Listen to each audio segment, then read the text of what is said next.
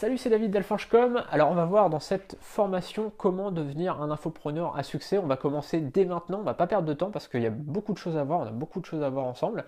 Et donc je vais commencer tout de suite. On va parler ensemble des 7 étapes de création d'un produit d'information. Donc je vais vous guider vraiment pas à pas dans toutes les étapes que vous devez franchir, on va dire, pour créer votre infoproduit. La première chose, c'est ce qu'on appelle la documentation boulimique. Un petit point important avant de commencer vraiment cette formation, c'est que tout ce que je dis en audio, c'est présent dans la fiche action quasiment. Des fois, je pars un petit peu, je divague un petit peu en audio, mais il y a beaucoup de choses qui sont dans la fiche action. Vous retrouverez l'essentiel dans la fiche action. Donc surtout, n'hésitez pas à relire la fiche action après avoir écouté les audios. Donc ça c'est vraiment très important. Donc la première chose que vous devez faire pour créer un infoproduit, c'est la documentation boulimique. Ça, c'est vraiment hyper important d'avoir un maximum d'informations. Vous pouvez, n'hésitez pas à prendre beaucoup de temps à cette étape-là parce que vous devez avoir un maximum d'infos pour pouvoir créer votre infoproduit.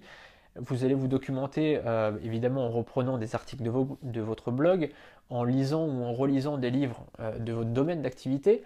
Vous allez pouvoir participer à des formations si vous avez déjà d'ailleurs cette formation ou d'autres, si vous avez suivi d'autres formations, vous allez pouvoir vous resservir des connaissances que vous avez apprises. Alors forcément, je ne vous dis pas de copier-coller ce que vous avez appris dans mes formations ou dans d'autres formations, c'est pas le but, mais vous allez pouvoir tout simplement vous resservir de ces connaissances pour vos propres formations. Donc ça, c'est vraiment important.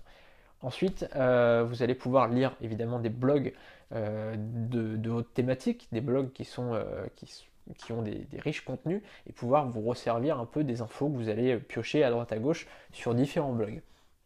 Vous allez évidemment pouvoir faire des tests pour tout simplement évidemment, voilà, tout ce que vous allez pouvoir faire comme test, vous allez pouvoir vous en servir dans vos formations. C'est-à-dire que moi, ça m'arrive très souvent de faire des tests sur mon site et après, je me resserre pour mes formations, de dire, voilà, j'ai fait ce test-là, ça fonctionne mieux que ça, par exemple.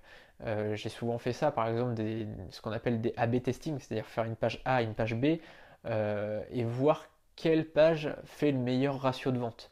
Donc, par exemple, voilà, je m'en sers beaucoup juste avant de faire une formation, je teste une page A, une page B, et puis je vais dire que voilà, telle phrase fonctionne mieux que telle phrase. Par exemple, quand je teste des titres de formation, je fonctionne comme ça, je fais une page A, une page B, et je vois laquelle fonctionne le mieux.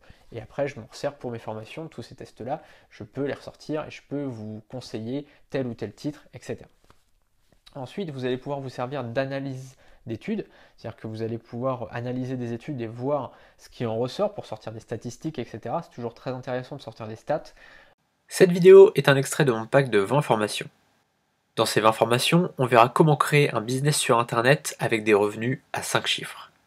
J'ai préparé une présentation complète de ce pack. Le lien est sous cette vidéo, on se retrouve tout de suite sur la page de présentation.